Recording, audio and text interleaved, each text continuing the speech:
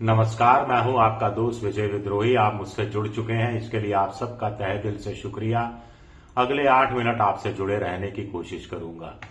तो अगर विपक्ष लोकसभा अध्यक्ष ओम बिरला के खिलाफ अविश्वास प्रस्ताव लेकर आता है तो उसका गिरना तय है। इसके बावजूद विपक्ष को क्या प्रस्ताव इस तरह का लाना चाहिए? क्या सत्ता पक्ष को कोशिश करनी चाहिए कि विपक्ष को समझाइश के जरिए वो समझाए और कोई बीच का रास्ता निकाले ताकि अविश्वास प्रस्ताव लाने की जरूरत ही ना पड़े? मेरे हिसाब से मेरा टेक जो है वो ये है कि सत्ता पक्ष को इंटरवीन करना चाहिए और ये नौबत ही नहीं आए कि लोकसभा अध्यक्ष के खिलाफ अविश्वास प्रस्ताव लाया जाए।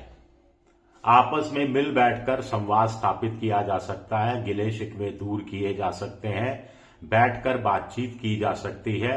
लोकसभा अध्यक्ष के साथ संसदीय कार्य मंत्री और विपक्ष का एक प्रतिनिधिमंडल बैठकर बातचीत कर सकता है और बीच का रास्ता निकाल सकता है। मैं बीच के रास्ते पर इसलिए जोर दे रहा हूं क्योंकि अभी कुछ महीने पहले ही राज्यसभा के जो सभापति, उपराष्ट्रपति उस समय के जो जगदीप धनखड़ हैं, उनके खिलाफ भी अविश्वास प्रस्ताव लाने की तैयारी विपक्ष ने की थी, जो टेक्निकल कारणों से गिर गया था प्रस्ताव। वो टेक्निकल कारण क्या थे मैं बताऊंगा। और अब लोकसभा अध्यक्ष के खिलाफ तैयारी हो रही है। 50 सांसदों के हस्ताक्षर चाहिए, हो जाएगा। 10 बजे से पहले नोटिस दिया जाना चाहिए, हो जाएगा। 14 दिन का नोटिस उसके बाद दिया जाएगा। स्पीकर साहब को 14 दिन का मौका टाइम दिया जाएगा जिसमें वो डिसाइड करेंगे कि प्रस्ताव मंजूरी बहस के लिए मंजूर किया जाए या नहीं किया जाए। ये काम भी हो जाएगा। अगर मान लीजिए ओम बिरला के खिलाफ अविश्वास प्रस्ताव की मंजूरी मिल जाती है तो फिर उपसभापति जो उपाध्यक्ष है लोकसभा के, उनको सदन की कार्रवाई का संचालन करना पड़ेगा। और अधिकृत रूप से अभी कोई उपाध्यक्ष है ही नहीं। मोदी जी के पिछले 5 साल में भी कोई उपाध्यक्ष नहीं था और अभी भी 1 साल से ज्यादा वक्त हो गया, कोई उपाध्यक्ष है ही नहीं। तो एक टेक्निकल पेज क्या ये फंसेगा? मैंने जस्ट ये जानना चाहता हूं। मेरे को इस बात की गहराई से जानकारी लोकसभा राज्यसभा के नियमों की उतनी नहीं है जितनी आप में से कुछ महानुभावों को हो सकती है। दूसरा सवाल उठता है कि पंडित नेहरू से मोदी जी हमेशा तुलना करते रहते हैं, खुद को बड़ा साबित करने की कोशिश करते रहते हैं। तो 18 दिसंबर 1954 को 1954 को जब लोकसभा के पहले अध्यक्ष मावलंकर साहब के खिलाफ अविश्वास प्रस्ताव लाया गया था, समाजवादी पार्टी के नेता लेकर आए थे अविश्वास प्रस्ताव, उस समय की समाजवादी पार्टी जो भी उसका नाम था। तो पंडित नेहरू ने कहा था कि ये ठीक नहीं है, लेकिन फिर उन्होंने ये कहा था कि व्हिप लागू नहीं होगा, यानी सांसद अपने मर्जी से वोट देने के अधिकारी होंगे। क्योंकि उन्होंने कहा कि स्पीकर किसी पार्टी विशेष का नहीं होता, तो सत्ता पक्ष भी व्हिप जारी करके स्पीकर को बचाने की अपनी तरफ से कोशिश नहीं करेगा। और दूसरा, पंडित नेहरू ने कहा कि विपक्ष को इस बहस के दौरान ज्यादा बोलने का मौका दिया जाएगा क्योंकि वो अविश्वास प्रस्ताव लेकर आ रहे हैं, तो उनकी तकलीफें, उनकी जो भी मन में जो घुमड़ रहा है वो सामने बेहतर ढंग से आना चाहिए। खैर, प्रस्ताव खारिज हो गया था, प्रस्ताव गिर गया था। लेकिन पंडित नेहरू जैसी हिम्मत क्या मोदी जी उठा पाएंगे कि भैया बीजेपी के सांसदों पर व्हिप जारी नहीं होगा, अपनी मर्जी से वो वोट करें और विपक्ष को बोलने का ज्यादा मौका दिया जाएगा? यूं ही मेरे दिमाग में सवाल आया जब मैं गूगल सर्च कर रहा था, तब की बात। तो मुझे दिमाग में आया, तो मुझे लगा आपके साथ शेयर कर लूं। और कोई उद्देश्य नहीं है मेरा। हुकुम सिंह 24 नवंबर 1966 को इनके खिलाफ अविश्वास प्रस्ताव लाया गया था, लोकसभा के स्पीकर थे, ये भी गिर गया था। आखिरी जो अविश्वास प्रस्ताव बलराम जाखड़ जो 9 साल लोकसभा के अध्यक्ष रहे, 1987 15 अप्रैल को लाया गया था। सीपीएम के नेता सोमनाथ चटर्जी जो बाद में लोकसभा अध्यक्ष बने वो ये प्रस्ताव लेकर आए थे, और प्रस्ताव इसलिए लेकर आए थे कि बोफोर्स पर बलराम जाखड़ ने एडजर्नमेंट मोशन को स्वीकार करने से इनकार कर दिया था। तब 2 घंटे बहस चली थी और 2 घंटे के बाद प्रस्ताव खारिज हो गया था। तो ओम बिरला के खिलाफ भी प्रस्ताव का खारिज होना तय है।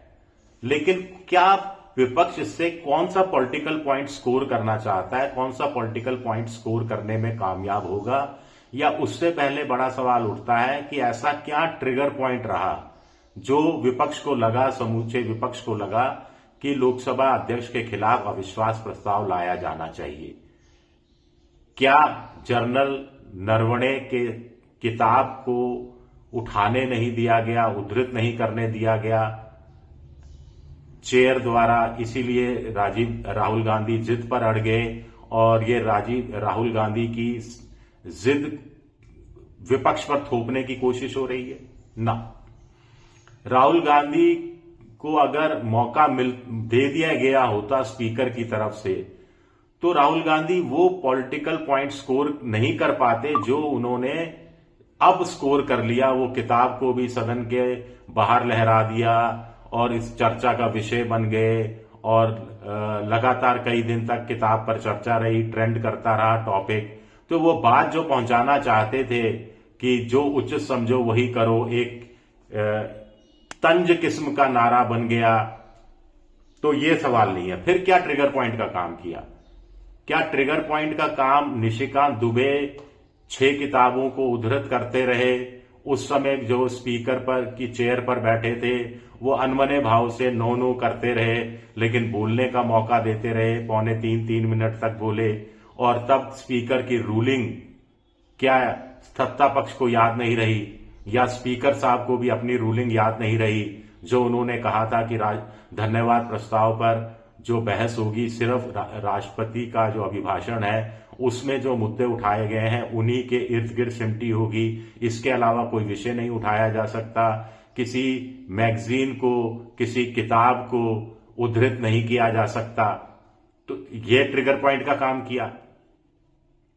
या 8 सांसदों को निलंबित कर दिया गया, वो भी पूरे सत्र जो बचा हुआ है पूरे सत्र के लिए निलंबित कर दिया गया है। क्या इसने ट्रिगर पॉइंट का काम किया?